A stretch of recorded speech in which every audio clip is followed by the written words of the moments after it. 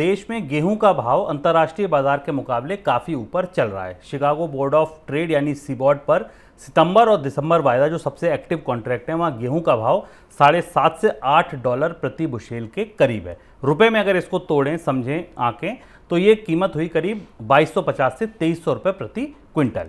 भारत के बाजार में गेहूं का भाव देखिए तो ये कहीं ऊपर है। अगस्त के दौरान कृषि उपज मंडियों में औसत भाव 2439 रुपये के करीब था, जबकि थोक बाजार में भाव 2500 रुपये क्विंटल है, यानी 25 रुपये का 1 किलो गेहूं। सर, इसका क्या मतलब हुआ अगर दुनिया में गेहूं सस्ता है और भारत में महंगा है? ये मुझे लगता है हाल फिलहाल के वर्षों में शुभम पहली बार ऐसा फिनोमेना हमें देखने को मिला जो चिंताजनक भी है। अंतर्राष्ट्रीय बाजार में गेहूं की कीमत भारत के बाजार से कम है और इसके कई सारे अर्थ हैं जो बाजार में अपने अपने तरह से इसके के मतलब भी निकाले जाएंगे और भारत का जो वीट का मार्केट है, गेहूं का मार्केट है, वो अपने तरह से रिएक्ट करेगा। शिकागो बोर्ड ऑफ ट्रेड से इसलिए कंपेयर किया जाता है कि वो एक तरह से ब्रेंट क्रूड जैसा बेंचमार्क है या गैस का बेंचमार्क है।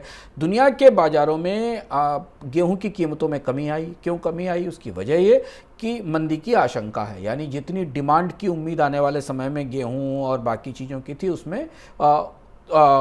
उसमें गिरावट की संभावना है। दूसरा, जो सप्लाई साइड के चैलेंजेस हमें मार्च अप्रैल मई में दिखाई दे रहे थे वो कम हुए हैं, बावजूद इसके कि सूखा है हमें कुछ हिस्सों में। लेकिन इसके बाद भी दुनिया के गेहूं के बाजार का जो रुख है वो महंगाई की दृष्टि से तो अच्छा है, लेकिन भारत में हमें उस तुलना में कीमतों में कमी नहीं दिखाई थी। इसका अर्थ ये हो लग रहा है कि भारत के बाजार में जो अपनी इंटरनल डिमांड सप्लाई की सिचुएशन है गेहूं को लेकर, वो बुरी तरह हावी है और इसलिए 2500 रुपये के आसपास का रेट हमें दिखाई दे रहा है। यहाँ से जो चुनौती भारत के लिए दिखाई देती है कि अगर भारत में राइस की परचेज़ या सरकार के अनाज भंडार में कमी आई और चावल की परचेज़ पर्याप्त नहीं हुई तो भारत के लिए अब गेहूं आयात करना भी मुश्किल हो जाएगा, क्योंकि आयातित गेहूं भी भारत को काफ़ी महंगा पड़ेगा भारत के अपने बाजार को लेकर, क्योंकि अंतर्राष्ट्रीय बाजार से जब आप गेहूं आयात करेंगे सस्ता और भारतीय बाजार में उसकी कीमतें ऊँची होंगी तो भारतीय बाजार में उस गेहूँ की कीमत को कम करने में मुश्किल दिखाई देगी और ये दबाव हमें आने वाले समय में खाद्य महंगाई पर दिखाई देगा। सर, एक चीज़ और, मंदी की वजह से कह लीजिए, इन्फ्लेशन पीक आउट होने की वजह से कह लीजिए, तमाम कमोडिटीज़ में हमें गिरावट दिखी दुनिया के बाज़ारों में। मक्का सस्ता हुआ, गेहूं सस्ता हुआ। भारत में ये सस्ता क्यों नहीं हुआ गेहूं?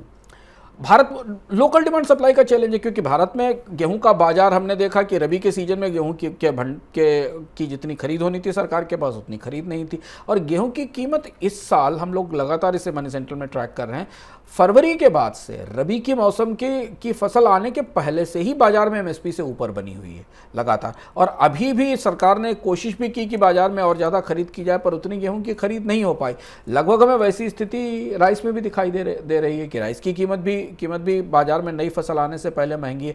जैसा कि मनोज शर्मा की रिपोर्ट में आपने देखा कि कॉटन की नई फसल आने वाली, लेकिन फिर भी कॉटन की कीमत बढ़ी हुई है। और भारत में इस साल फूड साइकिल हमें बिगड़ा हुआ दिख रहा है। चारों महत्वपूर्ण फसलें जो भारत के रबी और खरीफ से आती हैं, जहां आमतौर पर नई फसल की आवक की संभावना से बाजार में कीमतें कम होती हैं, वहां कीमतें बढ़ती हुई दिखाई दे रही हैं। पर गेहूं की कीमत भारत में दुनिया में सबसे महंगी है। ये भारत की अर्थव्यवस्था के लिए बड़ी खबर है।